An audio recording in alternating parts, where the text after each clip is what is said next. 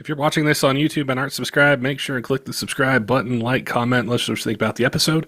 If there's a particular guest or topic that you'd like to hear about, we always take your feedback and then get them onto future episodes, which is exactly where today's came from. A lot of you wanted to know, with the new administration, would the president be able to get rid of the Clean Air Act through executive orders or make deletes okay? And then also, why do military vehicles not come with emissions present, DPFs, EGRs, things like that? So today we're going to be joined by Stewart Cables. He's a lawyer that specializes in emissions cases. We're going to ask him those exact questions, get his professional opinion on them, then also look forward to maybe some things that can change through executive actions for policy, things that might open up the diesel industry. So I'm looking forward to chatting with him today. Before we get to it, wanted to give a shout out to one of our sponsors that helps make the Diesel podcast possible. Kershaw Knives has a discount code that gets you up to 40% off MSRP. If you go to kershaw.kaiusa.com, use code 25TDP40. That gets you 40% off MSRP. It's a great way to save some money, get some cool gear if you need a new knife for EDC or hunting, fishing, something around the job site, around the house. They've got you covered with a whole bunch of different options for blade steel, blade shape, handle design, and we appreciate them offering that discount code just for Diesel Podcast listeners. All right, let's get to today's podcast with lawyer Stewart Cables and asking him, can the president get rid of the Clean Air Act, the EPA, and make deletes okay through executive orders? Stewart, welcome back to the Diesel Podcast. How you been? I've been good. How are you, Patrick? I'm doing pretty good. I always love chatting with you. It seems like whenever there's something in the news or a major development with emissions, EPA, diesel trucks, the aftermarket, I appreciate your willingness to always come on and provide some clarity for it. The huge thing that has happened, a change in administration, Donald Trump's president. There's been a lot of executive orders, and I think in the specifically like the diesel aftermarket, that people are wondering or thinking there's going to be some action taken with executive orders that might affect either the ability to do deletes, the Clean Air Act, all those sorts of things. And I thought it'd be great to kind of cut to the chase with you and ask you, for your professional opinion as a lawyer, what that means. Is that something that's possible? Is there an executive order that can just make any modification okay? As president, can you eliminate parts of the Clean Air Act or the Clean Air Act entirely? So I wanted to get your thoughts on it. Sure. Obviously, it's an exciting time for us in the diesel world. Just with regard to, maybe some changed priorities in the administration and what they're focused on. I am always a little hesitant to say that there's going to be dramatic changes across the board because we're talking about laws that have been in place since the 60s. So, they've survived 80 years or whatever that is, 60 years to, protect the environment. Right. And I think that the main excitement, like I would venture a guess that in our industry and the majority of your listeners are conservative. So there's a lot of excitement with Donald Trump being elected president again in general. And I also think that excitement has weird, perverse ways of manifesting itself. People get excited about the change in the administration. They think that their priorities are going to be now the priorities of the president and the country. And people's imaginations run wild. They think that maybe they're going to be able to do things that they aren't allowed to do, or maybe they aren't going to be allowed to do things that they were previously being forced to do. So I'll start briefly just by explaining what an executive order is. An executive order is an order from the president that sets or guides policy for the executive branch. And the executive branch is huge. It's, all of the alphabet soup agencies that we learned about when we were in school. The EPA, obviously, the Department of Justice, the, SEC, all of these agencies that sort of, administrate the laws of the land. And they're doing that at the behest of the president. So the president is, because he was elected by the people, he is creating policy that is typically friendly to his constituents, right? The people who elected him.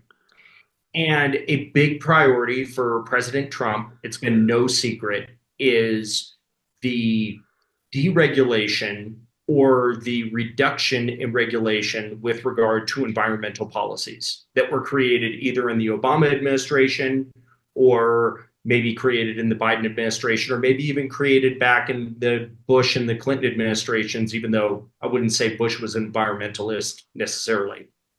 So these executive orders that we're seeing, especially on energy, relate to Donald Trump's priorities, right?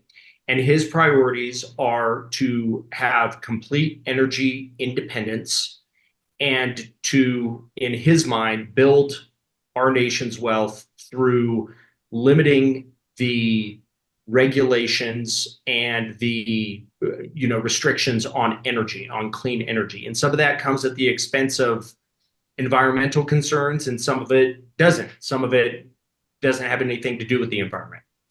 So an executive order, and I can't remember how many Trump signed on his first day, but there were a lot. An executive order gives direction to the 3-letter, 4-letter agencies that he supervises. And one of those is the EPA. So Trump has released a few environmental or energy related executive orders. I'm looking at one right now, Unleashing American Energy. And this is an executive order where he says, we, meaning my administration, are going to focus our priorities towards developing energy resources and making money off of energy, fossil fuels, to be clear. Although, I'm sure that there's some clean energy in here and nuclear energy,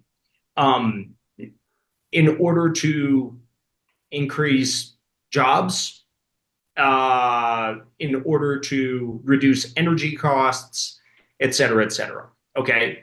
So one thing that I would make clear to your listeners now, which I think is really important, is that Donald Trump's administration, we know this from the first 4 years, it is less about decreasing pollution and more about increasing energy development.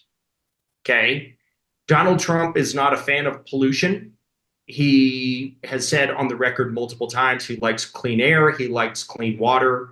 He just does not want the clean air and the clean water to come completely at the expense of developing our energy resources.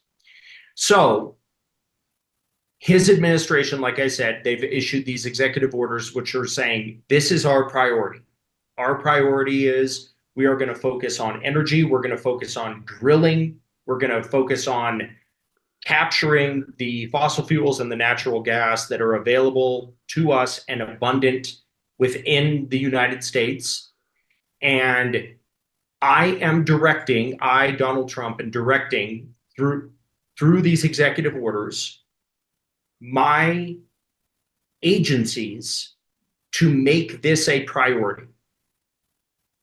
And it's not a law. It's maybe in conflict with some laws that exist, but this is not a fiat by a king. This is not someone, Donald Trump, saying, I am saying that we are going to eliminate the Clean Air Act or eliminate the Clean Water Act or eliminate the Endangered Species Act. Therefore, it is so. And all of a sudden, with the stroke of a pen, 60 or 70 years worth of American jurisprudence are gone. So that's what I think is happening right now. And there's some interesting stuff that I've seen in the executive orders that I think can give us a little bit of a hint on what's to come.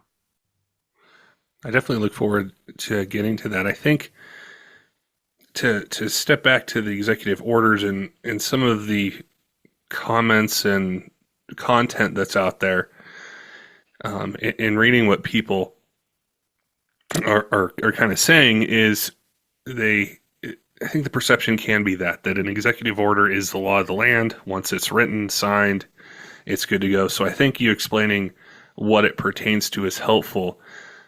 When I think of stepping outside of diesel, maybe some of the other three-letter agencies and some of the executive orders that have taken place, not just with Donald Trump, but with other presidents as well, there's some, I'd say, ambiguity sometimes in the law or sometimes in what the executive branches can do. And they can directly control that. I think of the ATF and maybe some accessories that are out there that have been put under a microscope. And while the law may not directly state you can or cannot have this particular accessory, it seems to be there's some interpretation there that the executive branch can say, three-letter agency, enforce this or go after this or look into it more or don't.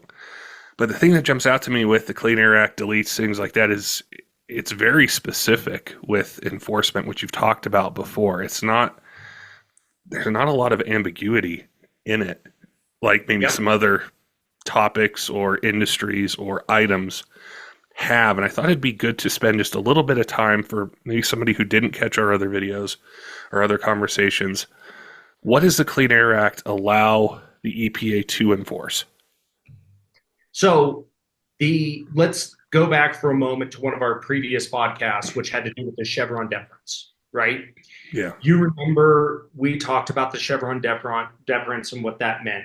The Chevron deference was basically a ruling by the Supreme Court where the Supreme Court said, not the most recent case, which the name is escaping me, but I'm talking about the Chevron case. The Supreme Court said that if an agency is acting in a reasonable fashion and an agency has got a reasonable interpretation of a statute or rule, then the agency's decision-making and interpretation of that rule, as long as it's not unreasonable, would be upheld. Okay? And a lot of people viewed that as agencies sort of taking this as the green light to interpret rules however they wanted. And I think certainly a lot of that happened. Then in the most recent Supreme Court decision, the Supreme Court set aside the Chevron deference and said, we're not just going to assume, based on an agency's interpretation of a rule, that their interpretation is legal and that policy is legal. Okay? So if you extrapolate that out to what's happening right now, and by the way, we talked about the application of that to the Clean Air Act, right? And the reason that I said at that time that the Chevron deference, that the case related to the Chevron deference was not going to be necessarily critically important for you or your listeners is because the Clean Air Act specifically prohibits tampering. Specifically, right? It says you cannot alter, change any emissions controls. It says that if you manufacture, sell, offer for sale, install, cause to be installed, et cetera, any device onto a vehicle which modifies or otherwise alters an emissions control, then that is tampering and that is illegal, right? So if I apply that, sort of historical context to your question, I think what you're asking is, can Donald Trump or the Trump administration create an executive order to say that tampering products defeat products which remove or tamper with emissions controls on vehicles is legal? Yes. The answer to that is a resounding no. The Trump administration, the Biden administration, the Obama administration No administration has the power to say now that tampering or the installation of defeat devices is legal because it says in the Clean Air Act specifically that it's not legal. Okay. It would require an act of Congress to modify the Clean Air Act to say that defeat devices are illegal. So, to any of your listeners who have seen any videos on TikTok or Facebook or Instagram or Twitter where they say, hey, psst, I've got some secret info. I'm hearing from the administration. The administration is going to write an executive order that says all these defeat devices are legal now. You're going to be able to do it. We're going back in time. Those are wrong. No one has any secret information from the Trump administration or any other authority where that authority has said we are going to make defeat devices legal. They can't do that. It requires an act of Congress. And I think it's really important for any of your listeners who happen to be mechanics or distributors or they run shops or they do work on the side. I think it's really important for your listeners to understand if you're one of those listeners, you cannot install defeat devices. And the EPA, through the Department of Justice, has transitioned their enforcement focus from civil enforcement to criminal enforcement. The criminal enforcement is going to continue on. I guarantee you. They're out there right now. I just got an email from one of my clients whose name most of your listeners probably know, says, hey, I've got EPA agents and investigators in my area. They're investigating right now. This is on Monday or Tuesday. It doesn't seem like they're stopping, right? So don't do deletes is the moral of the story. Don't think that if you're getting shipped in from Canada or China that you're going to get away with it. Don't think that if you've got a secret Facebook page, you're going to get away with it. And especially don't think that because Donald Trump was elected, that his priority is not going to be enforcing on aftermarket defeat companies. The Trump administration created the National Compliance Initiative in 2019. So obviously, he believes that this is enforcement is a priority for his administration. And his executive orders related to the environment that he signed on January 20th, they relate to energy. They do not relate to emissions. So those are important takeaways, I think, for your listeners. Now, not to, be doom and gloom or anything like that. I've been telling people not to do deletes for the last 10 years, so this is nothing new, right? But there are some bright spots in the executive orders that might slow things down, and we can talk about those if you think your listeners are interested. Yeah, I wanted to ask you about that side of it because while the Clean Air Act is very specific through what we've talked about in years past, there is a lot of policy that can be affected by the president, regardless of which president it is. And so I wanted to ask you about the other side of it, and maybe it doesn't pertain specifically to deletes, which was the main question is Donald Trump going to make deletes legal, or is it going to be okay to do it? And you did a great job answering both legally why it can't happen, and then the process if deletes were going to be legal again, the legislative process it would have to go through. But what are some positive things that either have taken place or you think could take place here shortly as it relates to the industry in general? Okay. So the real positive thing for our industry that I think could come from Donald Trump being elected has to do with the direction that he is giving to his agencies with regard to enforcement of the existing laws. Okay.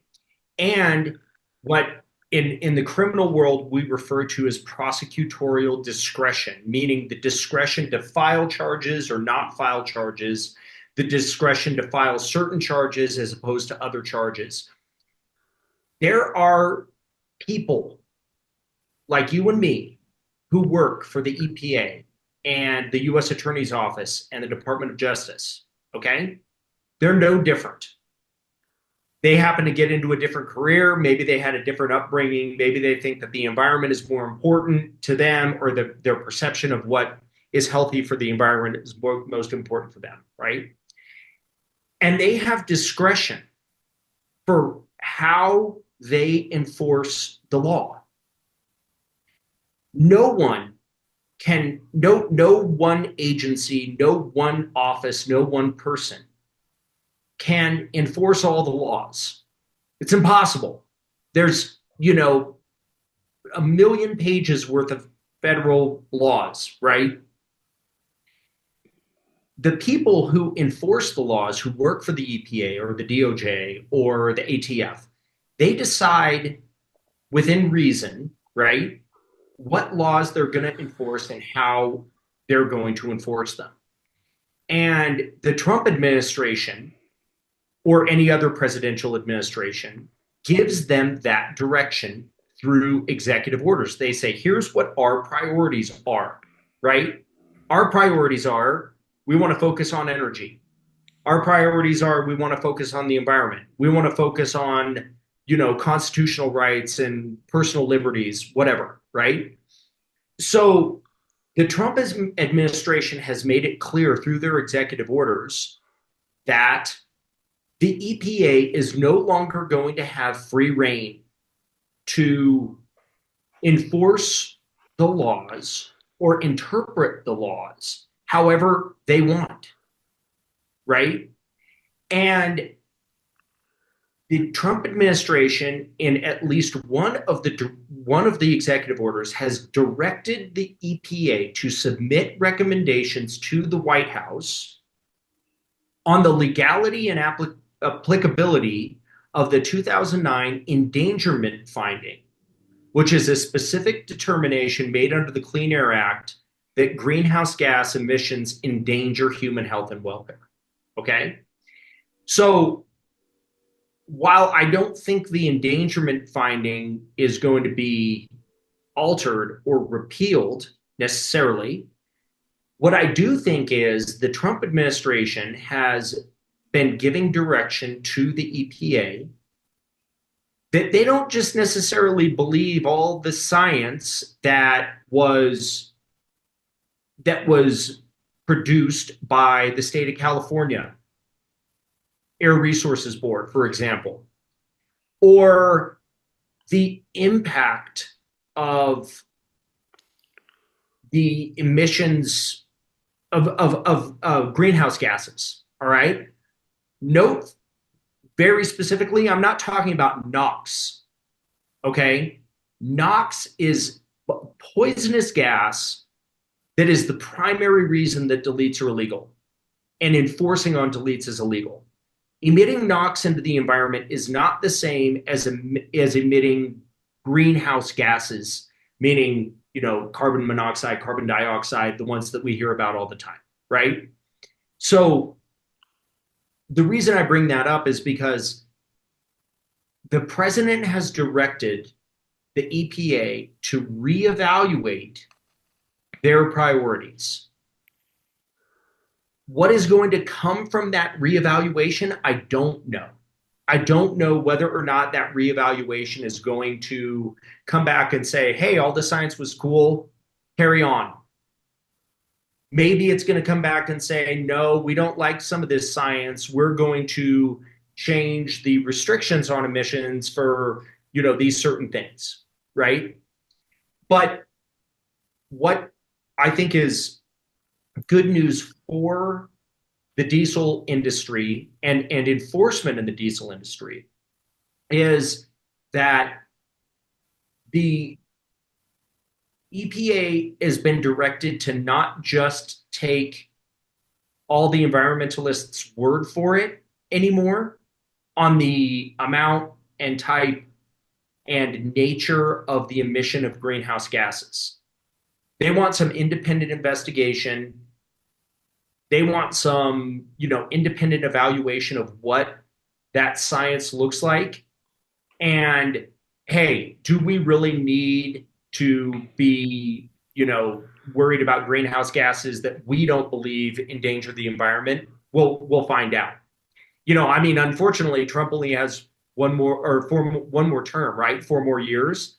So it's just as likely that all this work that he's doing right now could get undone after 4 years, depending on who is elected Yeah. in the next term. But that's a good thing. I mean, I think for the United States in general, it's a good thing to vacillate between liberal and conservative administrations because it kind of keeps us on a straighter path. Um, that being said, the real question that I have that I don't have the answer to yet, and I don't think we will have the answer to for maybe 6 months to a year, is what is this going to mean for boots on the ground with regard to enforcement? Is there going to be the same amount of enforcement under the Clean Air Act for defeat devices as we've seen up until now? Is it going to slow down? Is it going to ramp up? And what type of enforcement is it going to be? Is it going to be criminal enforcement with the Department of Justice? Is it going to be civil and go back into sort of the civil enforcement, pay a fine world? I don't know the answer to that. Trump, it's kind of a catch-22, right? Trump is a law and order president. It is very specific in the Clean Air Act and very specific in the Department of Justice enforcement, the indictments that I've seen, that defeating emissions is against the law. Period. Full stop. So what kind of a law and order administration is this going to be? Is it going to be a law and order administration on immigration and drug enforcement primarily, or is it going to be a law and order administration across all types of laws? We don't know. But I'm very interested to see if things are going to change on the enforcement side and how they're going to change. One that I wanted to ask you about, and I didn't spend a whole bunch of time researching it. It was something I think on the 20th and the 21st that I saw, and it was more of a general, I think, executive order, but it was pertaining to the agencies imposing financial stress or burdening American citizens, something like that. Do you think that that could affect maybe some of the fines for people who are maybe looking at a court case now, some of the businesses that are out there where that might have an impact? Yeah, it very well could. Okay, so I'm looking again here at the Unleashing American Energy executive order, and it says that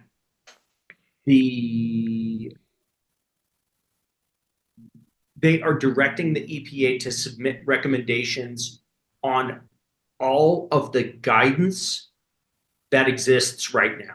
Okay, so remember, and this gets complicated, but remember, the EPA has got the Clean Air Act, right, which says what it says. And then they have internal guidance where their administrator or one of their senior level, EPA employees has put together a guidance policy on how they're going to handle certain things. One of those guidance policies addresses vehicle tampering. One of those guidance policies addresses the financial penalty related to tampering. One of those addresses the potential criminal liability. Okay, so they've got guidance on all these things, and they look at their guidance and they say, here's what we're going to do because this is what the guidance says.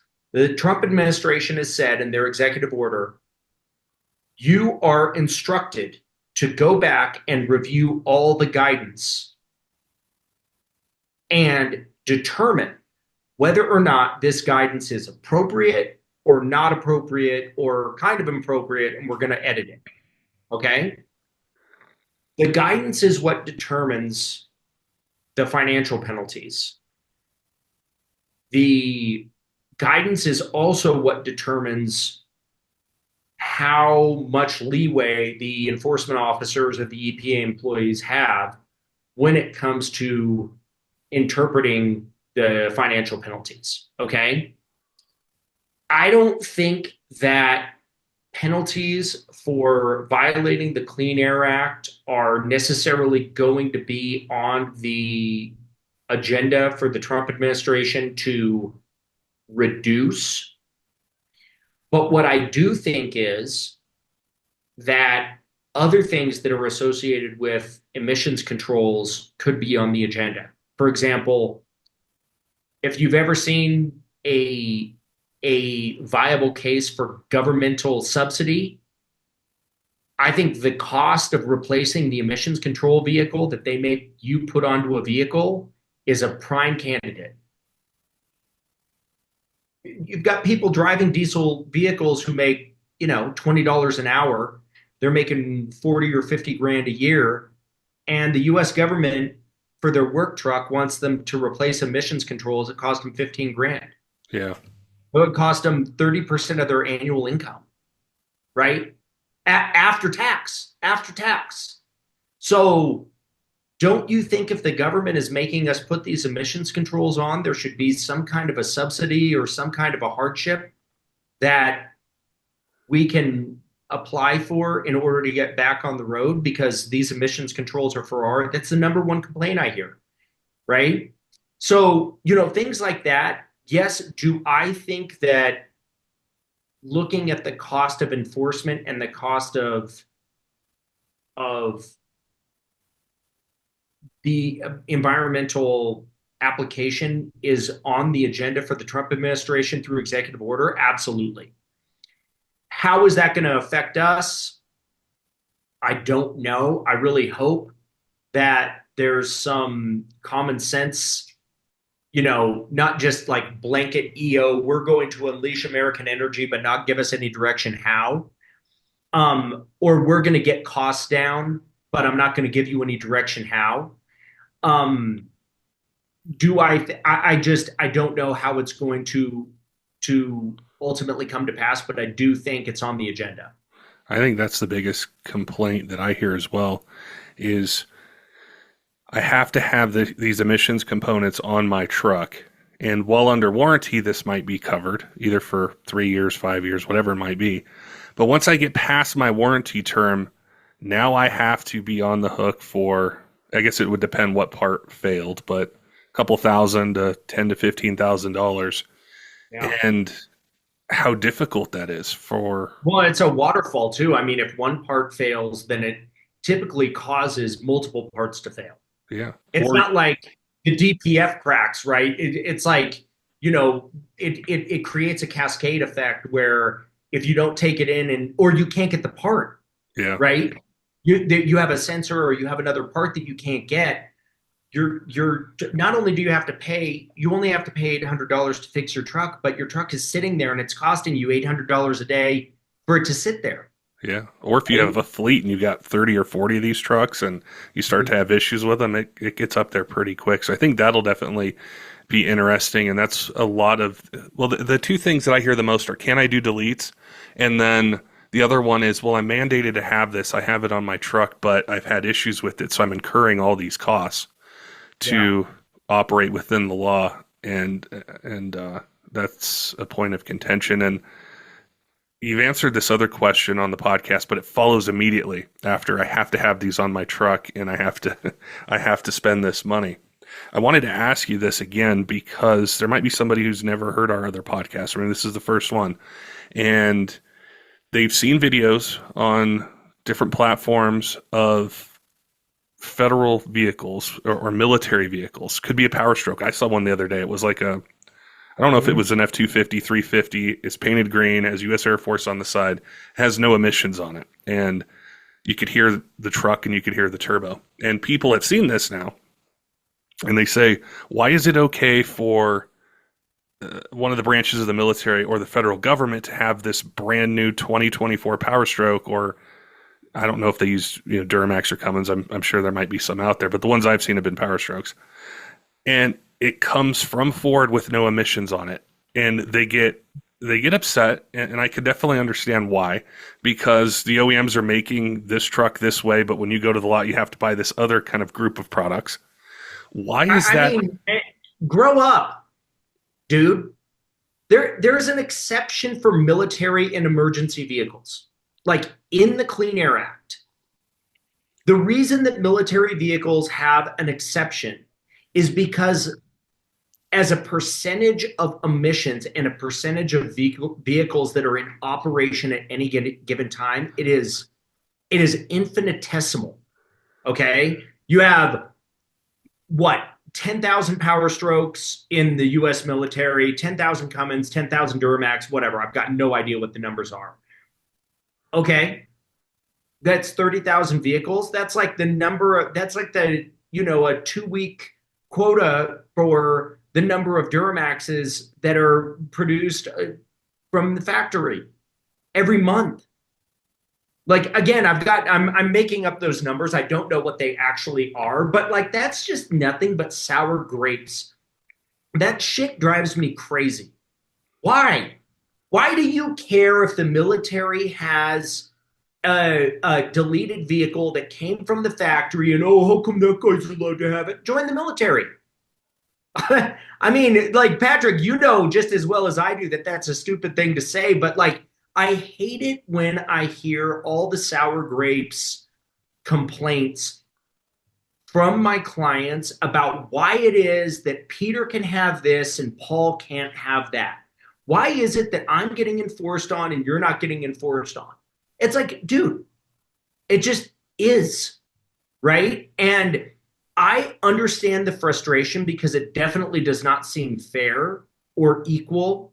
And I can definitely understand the frustration that somebody in the U.S. military would be able to drive those vehicles. But like, there is just like, there's nothing that we can do about it, and there's no use in complaining about it.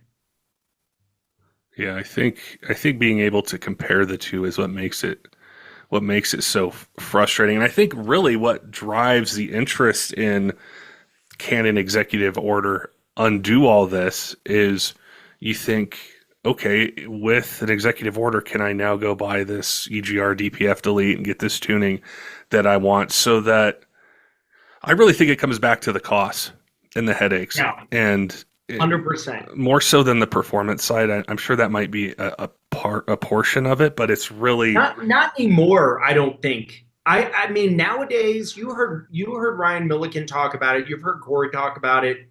Like, the performance is there. And do we really need, 800, 900,000 horsepower street trucks?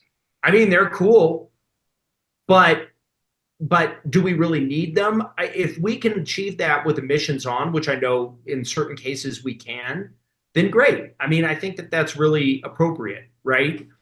But the cost, I have a lot of sympathy, the same as I don't have any sympathy for my clients who complain about why the military can do this or why so and so can do that. I do have a lot of sympathy for people who have had a catastrophic failure of a mandatory emissions control system on their vehicle, and they do not have the financial ability to repair that vehicle. And they don't have the ability to make money if the vehicle isn't repaired. right. Those are legitimate concerns. They are really, really legitimate concerns. They're not really legitimate when you're saying, I just deleted a fleet of 2021 ambulances that were all basically brand new and they didn't have any problems with the emissions controls, right? But if you're talking about a guy who's got a 6'4", who cannot keep the thing on the road and he can't afford to sell it because he can't afford to get something else, what does Corey call that? The climate tax, right? The climate tax, where the government is saying you have to have these parts on your vehicle and you have to pay for them, and we're not going to help you out, but you got to have them anyway. Yeah. And we're going to get into trouble, all the people who tried to get those emissions controls off your vehicle, right? There's been a few bad apples, Patrick, who have kind of negatively affected the legitimate concern of reliability. Okay. In the early days of enforcement, 2017, 2018, 2019, 2020, many of the people who were being enforced on who were genuinely selling deletes to get rich, I mean rich, right? They were making arguments to the EPA and to the DOJ in a limited amount that the reason that they were doing that was because of reliability. Well, that's not why. The reason they were selling deletes was to get rich. And the reason that they were not putting any money or effort into emissions compliant tuning and emissions compliant parts was because it was way easier to get rich by selling deletes. Okay. So what happened was the EPA became very resistant to the legitimate argument about the cost and reliability. They became very resistant to that as a legitimate argument for why it was that people were deleting their vehicles. You got guys on oil crews, you got firefighters, you got ambulance drivers, you got guys who are ranchers who are out in the middle of nowhere with a their 6 liter or whatever. I'm sorry to be picking on Ford, but I mean, come on. Um, and those guys really, I mean, really were candidates for deletes, right? Like legit candidates. There's not many of them. Same as racers, right? There's not many of them. Why couldn't they have them? Well, the answer to that question is because a couple bad apples spoiled the bunch. And those bad apples were the guys back in the day who were, I mean, these guys were getting really, really rich selling deletes, your bully dogs, your SET type companies. And they go to the EPA and they're like, oh, I'm sorry, we were just doing it because of the reliability. Bullshit. You weren't doing it to protect reliability. You were doing it because, in November 2016, you made $35 million. Like, let's just call a spade here, right? So the cost is the biggest issue. And in my opinion, it's not even the reliability anymore. It can be, but the cost is the biggest issue in the availability of parts. And in my opinion, if the government wants to help, which they say they do, right? If the government wants to help, they can start talking about subsidies and programs to provide these emissions control devices, these parts, for a lower cost, a substantially lower cost, in order so we can have clean air and people don't want to delete, right? I think there's a portion that wants to, and I think I'd say a There sliver of always it. will be. Yeah, I think there's a portion. I think for the high performance side, they want the 900,000 horsepower, but then I think it's also, I think back to like a second gen or like an LB7 or a 5.9 common rail, and those things they're just simple. I mean, there's no DEF. They could have EGRs or they have different internal engine things that they do, but you don't have the DPF filter, and they love the power and they just don't want to deal You can with. still get them, Yeah, right? they cost a I lot mean, though. they're expensive. Yeah, but they're not more expensive than a new diesel, That's true. That's true. right? I mean, I love working with guys who like those old vehicles, 7.3s, 5.9s, anything Dodge pre 2007, anything with Ford and Chevy pre 2000, 2004, and I love working with guys because like Vinny, right? I mean, he is all in on the 7.3s and they just keep going up in price. And they're still never going to be as expensive as a new diesel. So, if you don't want to delete, or I'm sorry, if you don't want a new diesel and you don't want the emissions controls, there is a market for those things out there. I've seen it, and yeah, they're expensive, but they do last forever too. Yeah. So, it's a good point. I had one last question for you, and I know this could be a whole podcast in itself, but it Yeah. ties in with some things that you've mentioned. One of the big ones, Corey's talked about it a lot with us, is the CARB-EO process and basically California, in a way, dictating, or the EPA relying on CARB and their EO testing to affect the other 49 states. Do you think with either these EOs or a shift in how things are looked at, that might, what jumped out to me was the guidance part you mentioned with the EPA and the Trump administration wanting them to submit a review of their guidance, where maybe that might separate it a bit so it doesn't have to be specifically a CARB-EO testing process and the cost and time associated with Yeah. it?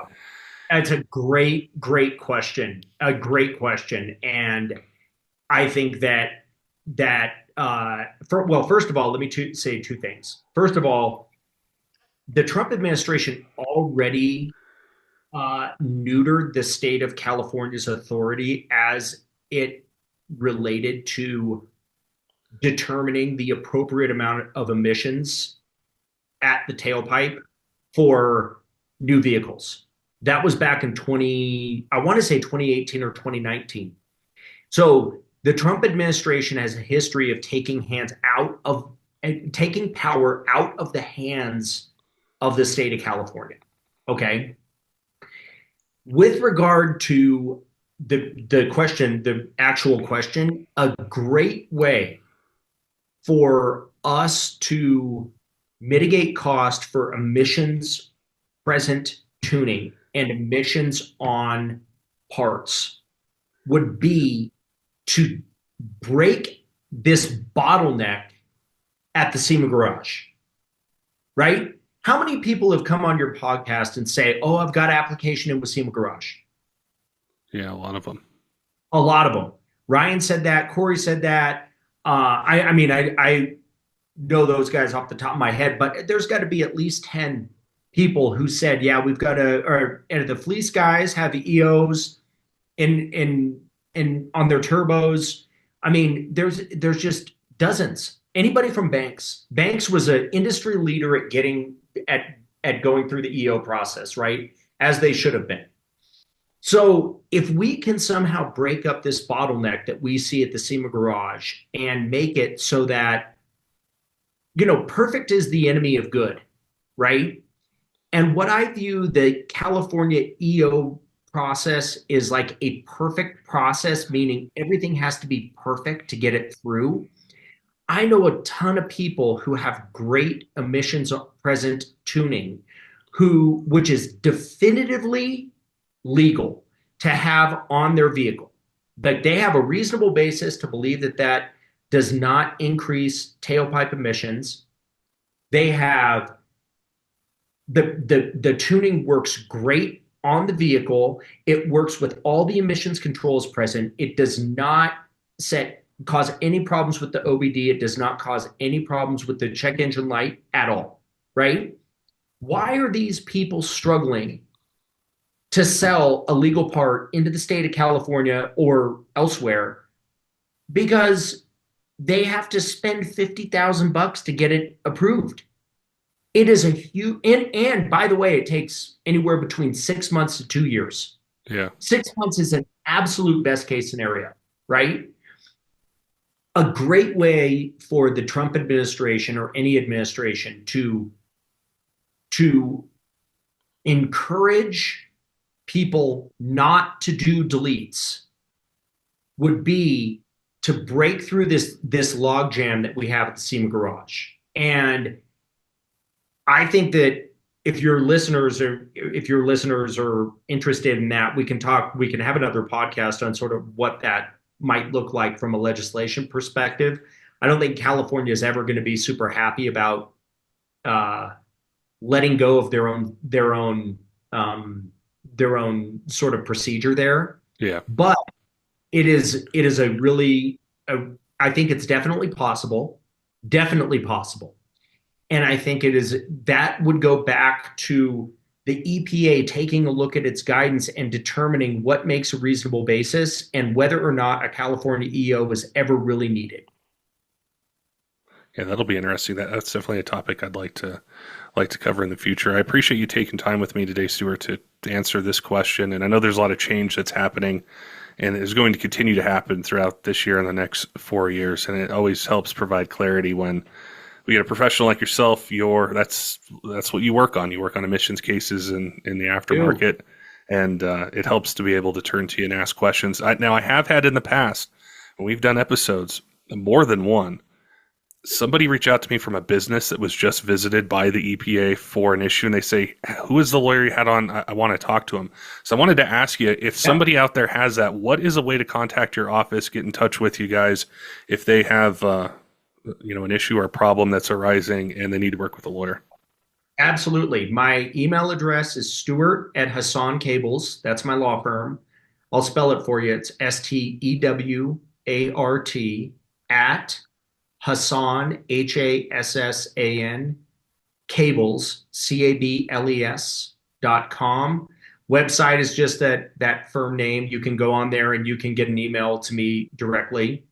And I have gotten a lot of people who have contacted me because they heard me on the podcast. So, in addition to being helpful to your listeners, it's obviously really good marketing. So it's one of the ways that we can help each other. But I think, the most important thing is that any of your listeners can reach out to me and ask me questions.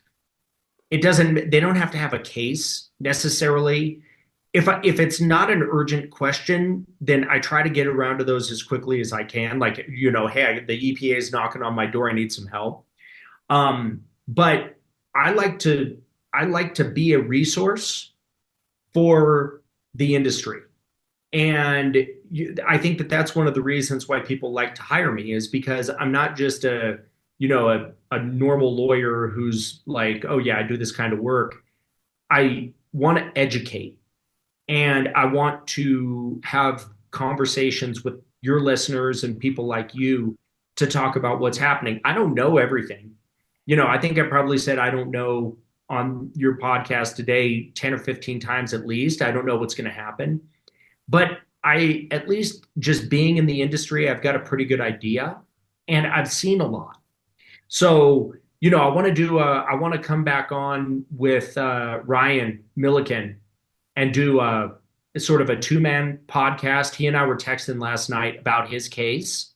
And I asked him if I could bring it up today. And he said, sure, go ahead. Ryan just finished up his case in Washington State. And give your listeners an idea of sort of like what the criminal process looks like from the beginning to the end. And, almost like a PSA, here's why you don't want to do deletes, right? Yeah. Ryan's was from way long time ago that they ended up contacting him, but I think it would be really helpful to talk to your listeners about that. I also want to come on. You and I have talked previously about doing a podcast on the imports. Yeah. The stuff coming in from Canada, China, New Zealand, wherever it's coming in from, and sort of like what the legality is for that, and what your listeners, if they have any questions related to that, maybe they can email you some questions and we can get those answered. So anytime you want to have me on, I'm always game for it because I really like to share my knowledge and to hear what's happening on your listener side. Don't forget, Diesel fans, make sure and head on over to Kershaw.kaiusa.com. Use code 25TDP40 for 40% off MSRP. It's a great way to save some money, get some cool gear if you're in the market for a new EDC knife, something for hunting, fishing, around the job site, around the house. They've got you covered with a bunch of different options for blade steel, blade shape, opening mechanisms, different handle design, and their whole lineup's designed to meet a wide variety of budgets. So we appreciate them offering that discount code just for Diesel Podcast listeners. Also wanted to give a shout out to some of our Patreon supporters, Tyler Lowen of 23 Diesel, Cutter Up Rob, Robert, all of our other Patreon supporters, all of you who subscribe on YouTube and podcast apps, follow us on social media. We appreciate all your support here in year 9 of the Diesel Podcast and look forward to bringing you more of the content that you want to hear in 2025. Till next time, keep the shiny side up.